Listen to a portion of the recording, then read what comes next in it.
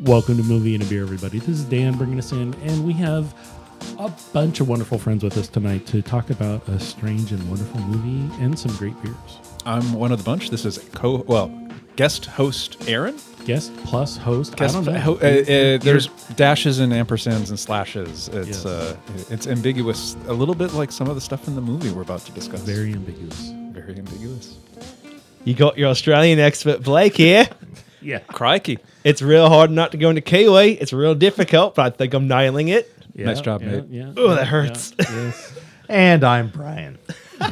Much appreciated. Brian's become my favorite host intro because it's a lot of bloviating and bullshit from Blake and Aaron. And then I'm Brian. Yes. I'm just a guy they pulled off the street. Yes. I mean, Not yeah. quite Really, not but quite true. Not quite true. So this really fun Australian film that we watched, which came out like 20 years ago, 2001. Oh, my. 2001. You're right. called "He Died with a Falafel in His Hand." Indeed. And it's in the closing credits in the opening scene. So this has a very strange and interesting meaning and a lot of philosophy and weirdness between the beginning and opening scene, but all closing scene. So many references to other films. Yes. So many references to Solaris, to Reservoir Dogs. They talk about the scene where Orange gets shot. Yeah. Yeah. And the whole Numerous movie has times. a flavor of Tarantino, that influence a lot of directors had right after Reservoir Dogs and especially after Pulp Fiction. Yeah. But film nerds will find, I think, a lot to like. Yeah. Yes. Oh, yeah. This is a great film. I was hesitant when I watched the little trailer for it, and I was like, Anything that has more than like okay, a yes. 20 on Rotten Tomatoes stands like, I don't know. Am I going to like this? I don't know. We initially, because we knew we were going to watch before we went and sought out beers, we went to seek out some Australian beers and failed miserably. So we sought out a couple of local-ish. If we can't go as Sort of far as weird. Australia, we'll go as close as Vancouver, Washington. Yeah. So we did Out in the boonies. we did in New The bush. Zealand. The Yes. bush. So it's We- not down under, it's up over. We thought about seeking out hops from New Zealand or from Australia because they share an accent. Don't tell anybody from that because they'll beat you up. And if we can get any Australian listeners, please follow and complain so we have some interaction. Yes. New Zealand hop. So what we brew in the Galaxy, shadows, right? Yeah, it's what we brew in the shadows. Nelson Sauvin. I mean, we'll get into that in a bit. But there's some really interesting beer that we tried tonight. The second one we did was a Hefeweizen from Battleground. Battleground, Washington, called Be happy. Be Happy. So it's a Hefeweizen from a brewery up there. We'll talk about those in a bit. But this John Birmingham's, I don't even know how to say his name properly because it has like 12 syllables. It's a share house accommodation mixed with a journey to self. The director is Richard Lowenstein. What are you talking about? It was based off the author of the book. The author of makes the more book that sense. it's based off of. Really a crazy film that depicts the 30-something generation back in the early 2000s that was trying to figure themselves out, which is my generation. It's like Gen Xers are like, we're just going to hang out and do weird shit, which is basically every place he lived, they did weird stuff. It was all very pre-internet. Very No one's looking pre-internet. at phones. No one's browsing anything. So everyone's just Correct. kind of, if you have nothing to do, you just hang out. Dude's playing guitar. Someone's cooking all the time. Also, John Birmingham. Birmingham. Not too many syllables in that, buddy. Well, forgive me. Birmingham. Forgive me for my inability to say words. I was struck. You're forgiven. I was struck. One scene noticeably had a telephone that had a cord, like a corded house telephone. And he was in his room, and he's like, I'm not giving it up. Right. That was kind of like, he was expecting a specific call from a specific person, but that means something. Like that was an experience you could have 20 years ago. You couldn't have that experience now. Yes. I've only rarely had roommates, let alone people that are random like that. So I don't understand that experience as much as maybe some of the people in the room here might. I think the other three co-hosts here, we've all had housemates. I'm staring hard at Brian. It's like, yeah. So he's had that. I have had several shared housing experiences in my life. And this film, for me, I really enjoyed it because it was nostalgic. Yes. It felt very familiar. I would say if I put all the odd experiences I've had into just a clip show, it might make this movie. Yeah. I mean, It feels true to life in that sense because there are so many scenes where there are these characters that their relationship is that they're housemates.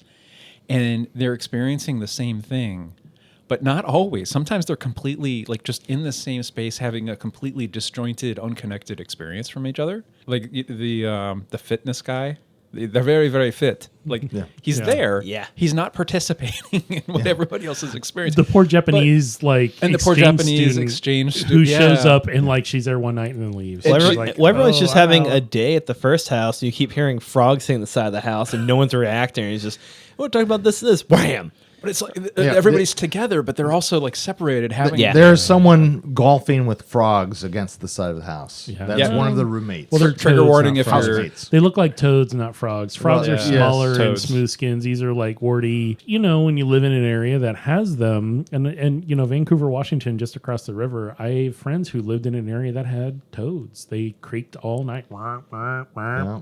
and they hated that. And That would knock me right out. I It's miss like, frogs, oh my frog God. croaking. So this is a really, really strange and interesting film. This was selected by our very good co-host and friend Aaron here, and he's seen it. We have not, and I want to see, now that you've seen it a couple of times, what really stuck out, because this is one of those films where you can watch multiple times and something will stick out each time. Right.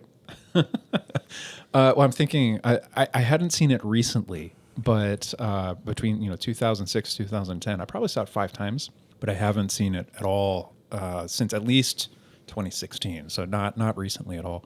It hits a little bit different. When I saw it when I was younger, I definitely identified with the shared housing experiences and the kind of humor that comes with all of these very different types of personalities coming together in sometimes unexpected ways, And not really pleasant sometimes. They clash. Sometimes funny, sometimes clashy. But watching it now, I think I've got more dad vibes because I'm just like, as I was telling Brian a moment ago, seeing it now, it's like the main character is named Danny. And my response more was like, Danny, you should be making better choices. You should. Danny, you should think more carefully about what you want from your life and make some decisions to get what you want. Yes. Like Yeah, whatever, Dad. Yeah. No, so the main character Danny, he's a little lost. he's a little lost. He's a 30-something. He knows how to play guitar a little bit, and he can He's sing a little writer? bit, but he's a writer. And- He's a writer for Penthouse. well, he did, and we're going to plot spoil it because it's been out for 20 years. So he was told, hey, you can submit this to, write something and submit it to Penthouse, and they'll pay you $25,000 for it. And he's like, oh, well, yeah, let's go for it. He does that. He writes. Right. He writes and puts something out, and he writes on not paper. Toilet type paper, I think is what Yes. they're saying. Like a toilet roll. Teletype. Oh, Teletype. teletype. Yeah. Oh, thank you. I was missing that in the accent this whole time. Teletype. Well, they Like also teletype. kept saying But- toilet because it was But like, yes, oh, like it's toilet a paper? big roll of paper. Yeah. And the claim in the film, I don't know if this is legit, is that Kerouac Yes, wrote Kerouac wrote on the road Yes. on a teletype roll like him. So Yes, he's exactly. emulating Kerouac. He's emulating Hemingway with his Underwood typewriter. He references Hunter S. Thompson, a very Yeah. very stream of consciousness gonzo writer. Well, he has It's all these trappings of being a writer, and all of these things. Like he's trying to like emulate. But there's something in the movie about like how do you reconcile your aspiration to the reality? Like he's not going to write the great next novel like Dostoevsky. He's going to write for Penthouse. Yeah. Because Yeah. he's got to pay the bills, and he's got to pay his roommates' bills. As Well, it happens. and- Well, he's Roommates' gonna- bills who there you raked go. up When bills the in his cops name. come calling, Yes. he says his name is Dostoevsky. Yeah, And they believe him because, of course, they do. Because they're 'Cause cops they- and they don't they know any haven't better. read a book. They haven't read a book. Cops, Like cops me. aren't reading Russian novels. Yes. Hilarious and true to life, right? Yeah. So if you're educated and you watch the film, when I say educated, I'm not spoofing or ripping on anybody. If you're read, meaning you've read all the classics and you have some hints, there's a lot that gets drawn from those, and it's reflected in the writing and the presentation of this film and how the characters are presented. I think everyone is super genuine. I think all the actors that are in it, including the woman who portrays an actress trying to be an actor, and the second to the last house he was in. No, that was Or The Last House. That was Yeah, the last Last house. House. She was really trying to make it work, and then she moves to France with the one that is the agent of chaos. Lady Chaos, yeah. Anya, Lady Chaos, Anya. All French women are agents of chaos.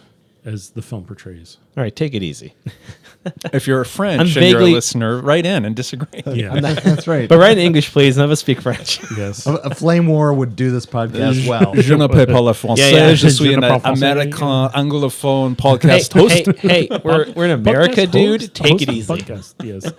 It's all good. Podcastia? So Maybe. I highly recommend this very interesting film because while I was concerned about it being a nerdy book writer, whatever, author writing, oh, it's going to be boring. No, it really draws your attention and holds it. I was concerned. I'm like, I can't even get up and go grab another beer. I want to just keep watching it and not walk away for 5 minutes. Yeah, the or key is even to have 3 your minutes. beers ready to go or have the pause button ready because Yeah. I think we had pause 3 times. 3 times. Yeah, we're like, oh, somebody left the room. we And gotta and pause. each time, like when I came back, I was like, "Oh, thank you guys, I really appreciate it." Right. Because there are things that get said and things that are done that do relay to the story later on. It's But good. they good are writing. meaningful and interesting. Yeah, Yes. yeah. Even though there's not really a plot per se. It's episodic. It's vignette-y. episodic. It's a lot of short storytelling. Character study Better of, frankly, everyone in Danny's life, and not really Danny until bits and pieces, I guess. I found a quote on IMDb where I didn't catch this. Trigger warning: there is a suicide attempt, but a friend of his tries to kill herself, and he saves her. And she's, bemoaning herself. Oh, I can't do anything right. I can't even kill myself correctly. And he says, if you put your mind to it, you could be the best person killing yourself. If you really think that, you're the best person doing anything. Like, it's a really sweet moment. Right. And it's the first time you kind of see him be genuine. Yeah. He's been kind of just existing around these weirdos, claiming he's a writer and playing guitar as frogs hit the side of the wall and guys get moon tans. Well, I want to comment on that scene. So that it starts. There's an Australian musician named Nick Cave who is maybe more well known as Nick Cave and the Bad Seeds. Oh, They had the song "The Mercy Seat," which is a song about death, it's a song about capital punishment with electrocution, and so they had that song playing as this love interest / supporting character has the suicide attempt. And what I noticed this time, I don't know if I noticed any other time when I saw it before, but they started with the regular version of the song, and then afterwards they switched to an acoustic version of the same artist doing that song. Oh, that's and interesting. it just changed the tone. I didn't notice it. Yeah. Same. But it was like the same song, same sort of subject, but like a much softer, calmer feeling. The music in this movie, I think, is really well chosen, really well done. Yeah. Which is how we came around to select it to begin with. Blake and I were having some unrelated conversation. The playlist I picked had the Golden Brown by the Stranglers. Right. Came up. You brought this movie up, and I wouldn't shut the hell up about Snatch. But then finally listened and thought, this is really good. It's got a lot of the soundtrack is amazing. It's phenomenal. And it's very secondary. It's not up front. So you have to listen to the background music, which does play an important role, as pointed out. The soundtrack, the visuals, like the cigarette smoke being so real, you could almost taste it while we were watching it. Very, someone said, student movie vibes, but not in a bad way. Like, there's a lot of earnestness in this film. It's a lot of, like, people who made this care. Yeah. Like, I love a big blockbuster movie, but you can tell a lot of those, they just kind of pump them out. Like, They're getting boom, paid boom, for boom, them. get They're done, getting get done, get paid. done. They're getting paid. They This don't care. is someone's art that they made, that they had been living with until they could make it work. Yeah. And they found a bunch of people who are really concerning and care about the project to do it with them, because you can tell every single actor, including the crazy Russian who ends up being at every house, which I don't understand. He was bald to start with, amazing. and then he had some hair and a goatee, and then he had Dan and I are both like, shorter who's hair. this guy? Who's this guy? Oh no, it's the Russian, and he makes biscuits at the end, and you're just like, what is He's my favorite character. what's going on with him? It bears mentioning. So the movie, it's these vignettes about housemate situations, and it follows the main character over 3 different houses. House Yes. 47, 48, and 49.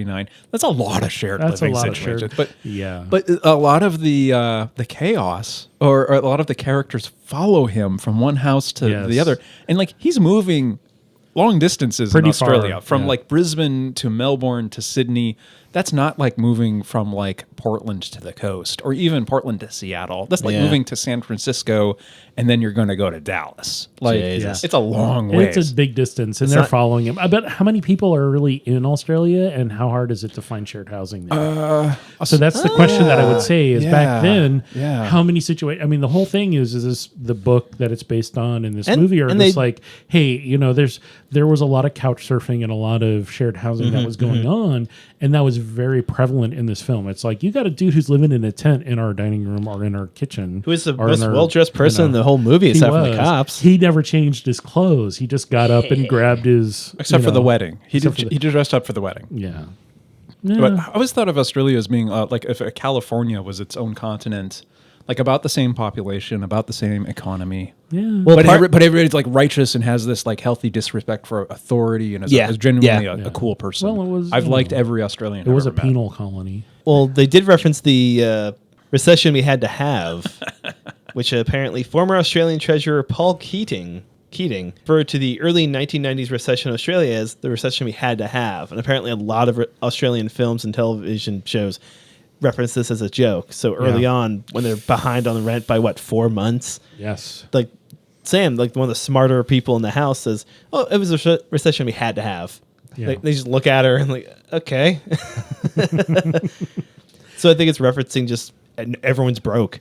Yeah. Like Yeah. everyone's just. That's why there were five to six people in the it's house. one of those places that doesn't produce anything other than a few minor things, and everything's imported and So beautiful. everything, beautiful is, people is the key thing they produce. My well, goodness. it's real expensive to live there. It's like if you go to Hawaii or Alaska, like here in America, it's like you go to places that aren't like part of the continental U.S. and it's expensive as hell.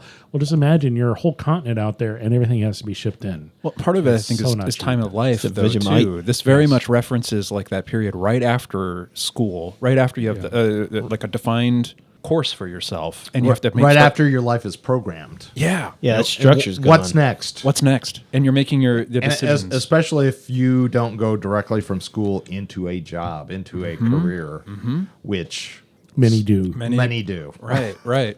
But yeah, 404 life not found. Right. Exactly. well, no, I mean, if you're like a philosophy major, what do you do when you have your bachelor's degree with philosophy? You go I'm into sorry, politics. You get a host game master's. shows. You host game You shows. get a doctorate and teach. There you right, go. sure you do, but there's College also at that. I had this like experience in my life. My major was philosophy. It's not philosophy. It was psychology. I've had a few beers tonight, so that's why I misspoke. you're on that. forgiven. But yeah, it's like, well, psychology. You need an advanced degree to really work in the field. So Yes. what do? You have this period of your life of spanning at least a few months, maybe a couple of years. Maybe if you're like Danny, the main character here, maybe it's longer. But you have this 49 different time- flats. Yeah, Yes. 49 different flats where you have these very different personalities just sort of brought together by happenstance of like, hey, I saw the ad. I'm here, and even if as the poor Japanese exchange student Hitomi, she just shows up. She's like, "You have a room," and they're like showing her the broom closet, and she's like, "Okay." She just hands him a stack of bills. Yeah, they're like, "Yes, please." That actually was weirding me out. They kept saying dollars, but they were using Australian money. Do they use the term dollar? Australian dollar, yeah. Okay, Yes. cool. Yep. Yeah, good to know, That's awesome. Yep. because most places Actually, don't. they call them roos for kangaroo. Oh, I know you're messing with me because you can't stop smiling. All right, it's wombats. I lied. They call them wombats. You can't trick me. I'm not that drunk. it's all good. A drop bear. It's an Australian drop bear. I'm going to throw this beer at you. From a filmmaking perspective, The bear drops out of the Okay. tree. editing perspective, All right, I'm winding up. I think so. The writing outstanding, the acting outstanding. I mean, really well thought out. Very simple film, though. I mean, the sets. I mean, there's basically like 3 sets, and very simple lighting, natural lighting. They Very- don't Very have any simple direct- lighting. Not a lot of crane shots. They actually did a very interesting filmic move, camera blocking, where they used a camera on a track to go right, so there were right to left and left to right. Yeah. 4 people in the room having a conversation, and they would track and focus on just 2 people on the right side of the screen, and then they would track the whole camera right Yes. to see the other 2, and sometimes they'd just stop in the middle on the 2 people in the middle of the screen. Yeah. They only used tracking. They used that in 2 or 3 scenes that I actually caught. But I will also say, as someone who's gone to film school and am a filmmaker, the mark of a good film is one where I don't Actually actually have to look. Yeah. I don't pay attention to what's filmic. What are they trying to do? You get immersed. There's some immersion. I'm into it. immersed. They also did. I mean, the director actually was very good with camera blocking because there were several shots where one character would be very, very foreground. Yeah. Often Danny. And then more action would be playing in the background with 3 or 4 other characters. Yep. And then they would kind of reverse positions, making use of foreground and background. They use that to set context. Yes. Sometimes It in some sets scenes the in story. film. When Danny, later in the film, Danny has this meltdown about how everybody in the room has their own problems, and sorry to Ian, this other character who's got his own crisis that we can't really be there. But Danny, he references all these different characters he's lived with, including a. What was the term? Like a vain, self-absorbed psycho. Let me see if they say. Let me see if it's on IMDb, because I should have written it down. I was sucked up in the movie. Like, this is amazing. But he starts spouting some really good terms on, like, here are the people I've lived with. You guys aren't that, but I'm glad you're not that. As he says that, though, like that aspirational actress is set in the foreground of at the end of that, and and he references this self-absorbed psycho. I can't remember what exactly he says. Some 4-letter word I probably can't say on a podcast, but he says that. Like twat. I was thinking bitch, but that's 5 letters, man. That's 5, not 4. I can list other 4-letter words you shouldn't say. Well, whatever. I meant that colloquially, like the character plays it so well because she kind of looks to the side and she rolls her eyes a little bit, like he doesn't Is mean he me. talking about me? Yeah, This is my house. Get out of my house. Yeah, I know. And you could just see on her face of like, yeah, he doesn't mean me, but he does.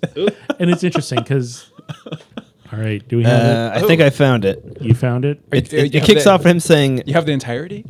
I hate MDB because it's owned by Amazon, but the fans really do you right. Try to do it right. It starts off with Dirk, this newly installed sophisticated gay radar of yours is picking up shit from the cosmos, blah, blah, blah.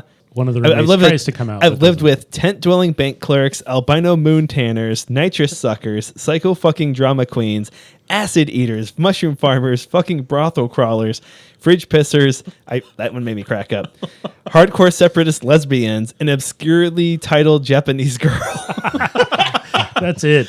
And that's literally that encapsulates. And now the best everything friend I've ever film. had in the fucking world. Yeah, and then they had the whole actual thing. Yeah. So, but yeah, sorry. Yeah. So it's really unfortunate that the one guy who keeps showing up and he's like, I tried to go to rehab and I Flip, couldn't do it. my favorite character, Flip. They tried to make me make my bed and I ran away and now I'm here and I'm just gonna like tweak out. And he did his thing. He was like, Flip, I'm here for you. Flip is the answer to the title of the movie. Yeah, he is. And it's unfortunate, but realistically, that's what happens. It's like you want to be there for them, but you can't do anything. You can't make them do anything because they've made their decision. You just be there for them. Well, it's also realistic too. Like Flip says, like, hey, I know we didn't hang out that much. We're not that close, but I really value you as a person and as an influence on me.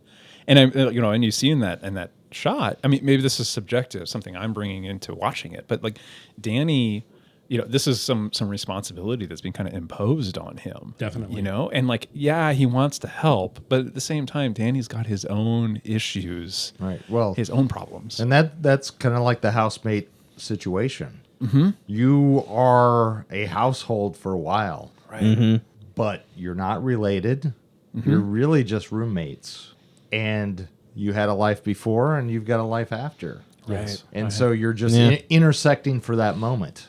Yeah. And the funny thing about this movie is sometimes you intersect for more than one moment. Yeah. And Because over and over and over. Some roommates keep showing up again and again and again. They follow you. Or They follow you, you, yes. in the case of Danny and Sam, he followed her. Yeah. Yeah. In the case of Dan, we follow him because of the beer. Yes. Lots of really good beers.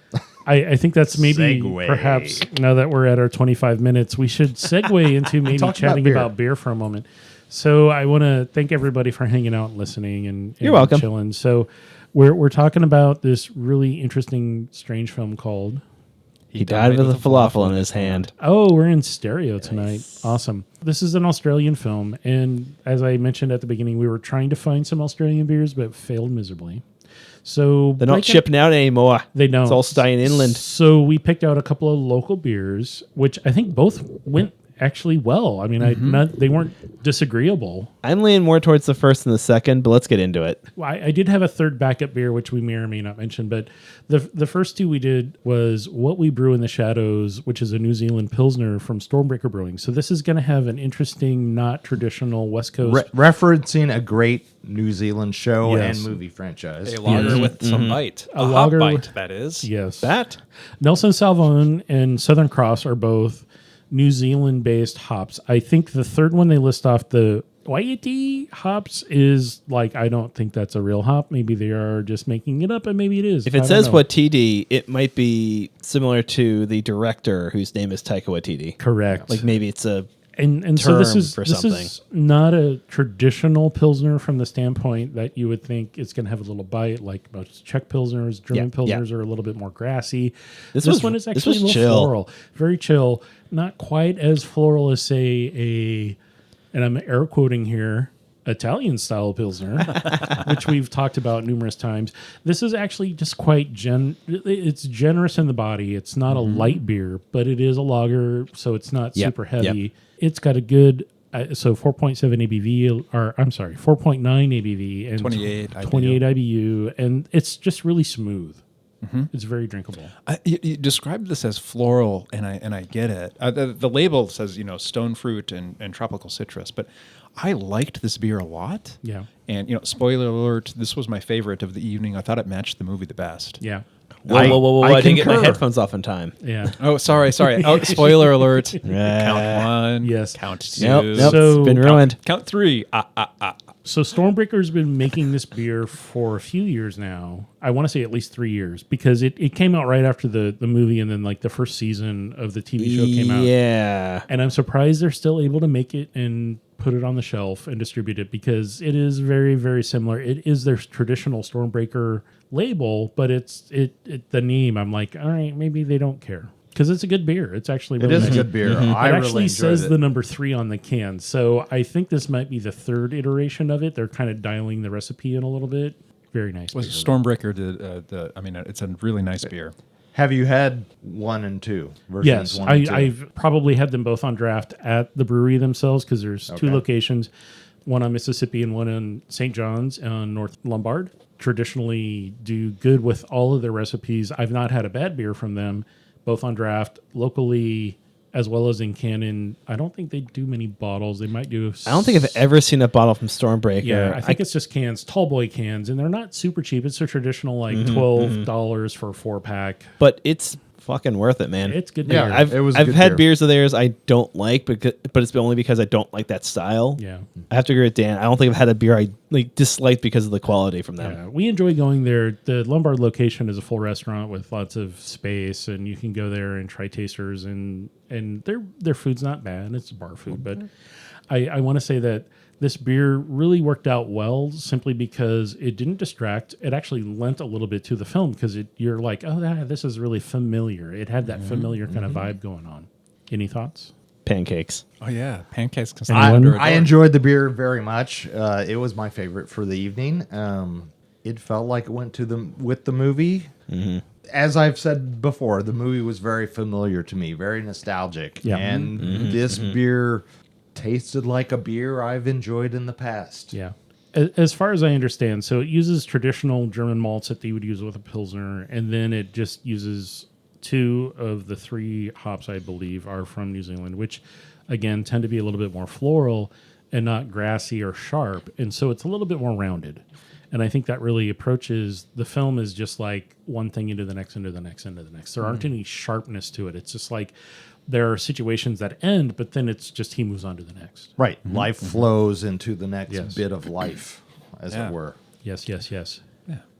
A stream of unconsciousness beer. Yes, That's what I'd say. very much so. I think we should message them and get on Instagram and say, hey, this is the name for your next version of this. The second beer, which we tried, and this was a little bit longer of a film than I had thought it was going to be, and so I only had a couple beers. We have a backup beer, which we can't talk about. I don't know if we're going to. But the About second an beer- hour and 45 minutes, Blake? Is that the runtime?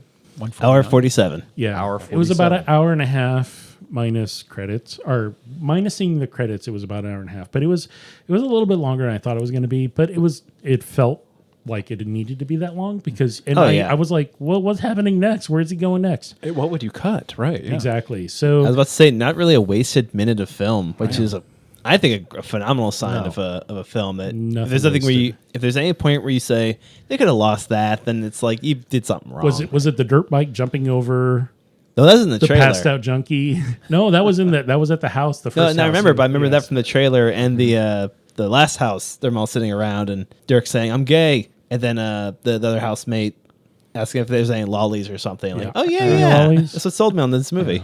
It's great. The second beer is called Be Happy Hefeweizen from Barrel Mountain Brewing, which is out in Battleground, Washington. And we picked up this beer at Total Wine & More in Vancouver because we were there looking for Australian beers and struck out. And we're like, hey, here's some local beers. You battle with nature in Correct. Australia on the ground? I guess. Okay. There's no connection. We just went for something we hadn't had. Yeah. So I've been to this brewery a few times, and if you are here in the Pacific Northwest in the Portland metro area, I would highly recommend checking them out. Full menu, restaurant style location. They do interesting and not crazy beers. They're interesting. They're not totally amazing, awesome, like, oh, that's the best thing I've ever had of that style. No, that's not their point. Their target audience is really just like, Battleground. Yeah. So if you understand, it's like going to the suburbs of the backwoods and you're like, okay, here's the beers they're serving that are of these styles. It's great. You can appreciate those styles, but it's like they're not really knocking it out of the park. But amazingly enough, I thought this beer also went really well with the film because it's not annoying. For Hefeweizen, it's just really classic German style, but the yeast, there was like literally no clove, just a little citrus and tart, and just a wheat beer. Just a really nice, well balanced. It was very drinkable. Yes. Did you? Oh, go ahead. Sorry, Brian. Well, I was going to say, and Dan, you might be able to answer this. It had a taste profile, flavor that was unfamiliar to me. So the thing is that they added Seville orange. So they added like orange peel and orange, like they added orange to it. So that's going to make it a little bit different than a traditional Hefeweizen. I also which you might get in poisoned your Germany. specific beer, Brian. I should have told you earlier. Yeah. We got to get you to an ER in the next 8 minutes. Yeah, I left the end at home. My bad, dude. strychnine in it. Yeah, like strict 9, 10, 11, all the stricts. Yeah. Yeah. So they, from what I read on their website and reading they can, is so they use 2-row wheat, Victory, and Carapils are the malts, which are a good range depending on how much wheat they used. So the wheat is going to give you that full mouth, that what I would call, and I'm air quoting here, tongue coat. Mouthfeel. Mouthfeel. It's Yeah, going to be tongue a little coat's a sticky. bad term. Don't use that. Sorry. That sounds, well, I mean, I guess, but it sounds gross. If you live in a very cold environment, Yes. you need a tongue coat. You need a too. tongue coat. And a tongue We coat. all And saw A hat. Christmas That's- Story, Blake. We know what happens. don't stick like your metal. tongue- don't Stop lick liking metal, Aaron. Exactly. So the only hops they use with Tettning is a German style hop, or German ancestry hop, which they make it here in the U.S., but you can get it from Germany. It's not that expensive. I've brewed with it myself, and it is a traditional. It is very shallow. This only has 11 IBU, which is actually on point for what a Hefeweizen should be. And this is only 4.7% ABV. It's a very light, gentle wheat It's a beer. pretty solid choice for almost any movie you want to Yes. watch. Maybe Yeah. So- maybe not something that's really heavy, not like Correct. Schindler's List, not your There's your no esters. This I beer was gonna has no say, funk. yeah. There's no funk. no. There's absolutely no, like, when you think of Hefeweizen, sometimes you get that kind of spice hit. This You is know, not I that. almost- Dan, I was going to ask you about that. Some have. I love wheat beers. I love Hefeweizens, but like sometimes there's these like banana Yes, ester, clove, and yes, I like and banana and I clove, like yeah, that yeah, too. yeah, Like yeah. not if it's going to be overpowering and wrestle my palate to the ground. But like This I did has not get none of any that. of that from this one at all. So this I'd would almost be- say I want more funk with this movie. We need the funk. I We need the I funk. enjoyed the first one because of how smooth it was and didn't distract, but with all the the cigarette smoke and just the weird scenarios that Yeah, Danny found himself The in. first beer felt a little darker, like there were more shade in it.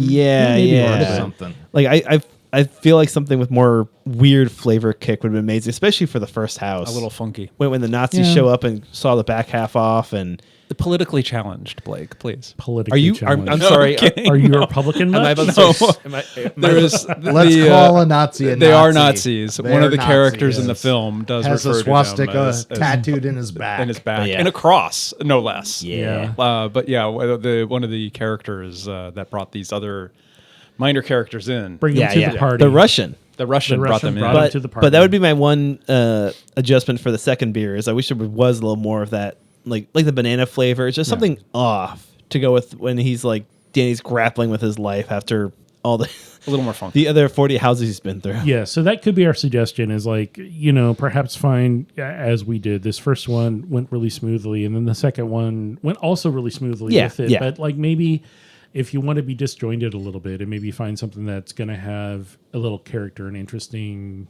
offshoot. I would agree. This is an American style Hefeweizen, which traditionally is either going to be more citrusy or lemony. This one had orange in it. It's very approachable. And if there are non-beer drinkers out there, I would say, hey, check this one out. If you're in the Northwest, if you're somewhere else and you can't get this beer, then try to find something that's just going to be neutrally. You don't want something to distract, but also you want something that's also interesting. So I don't know. Thoughts? It's a nice beer. It's a nice beer. Well, I think if you can't get these beers and you're watching somewhere else in the country, I wouldn't go with your Miller Lite. No. No, this those is are Michael Bay beers. This is a intellectual film. I'm glad I didn't find a Foster's because that would have insulted the film because they were drinking beer. There's a at lot the of first layers house. to this film. Yeah.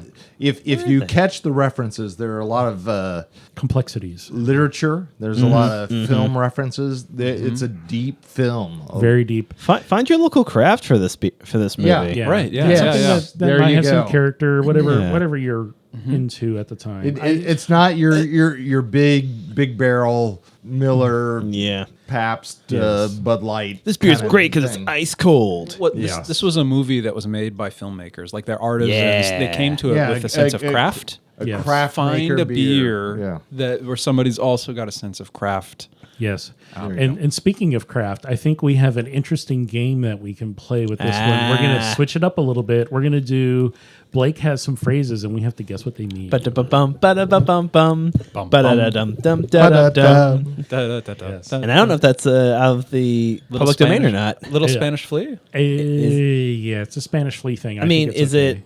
We're not going to get to it. We're It's not fine. Get on with your game. Anyway, yes, get on with your game. All right. We're going to be doing Aussie Lingo. All right. I'm not doing that anymore. Oh, So I'm going to read off what the Aussie Lingo is, and you guys got to guess what it means. oh, do we get the real answer after? Oh, yeah. Okay. I'm not going to just leave you hanging. It'd be cruel. That's All right. mean. I promise not to Google for the duration. We're going to put our phone and our tablets away. First, so we first one don't have is any chock-a-block. chock-a-block. Chock-a-block. That means full of. yeah. Ding, ding, ding, ding, ding. All right. This truck is chock-a-block with lumber.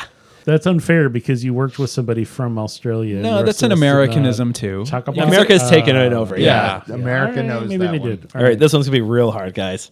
Crikey. Crikey, mate. Oh, that was that outdoorsy guy that profiled crocodiles and Steve Irwin. Did he die Irwin. from like a stingray? He did. He did. A stingray did. pierced his heart. We but, miss him every day. But crikey is him. Crikey. Well, crikey is an exclamation of surprise.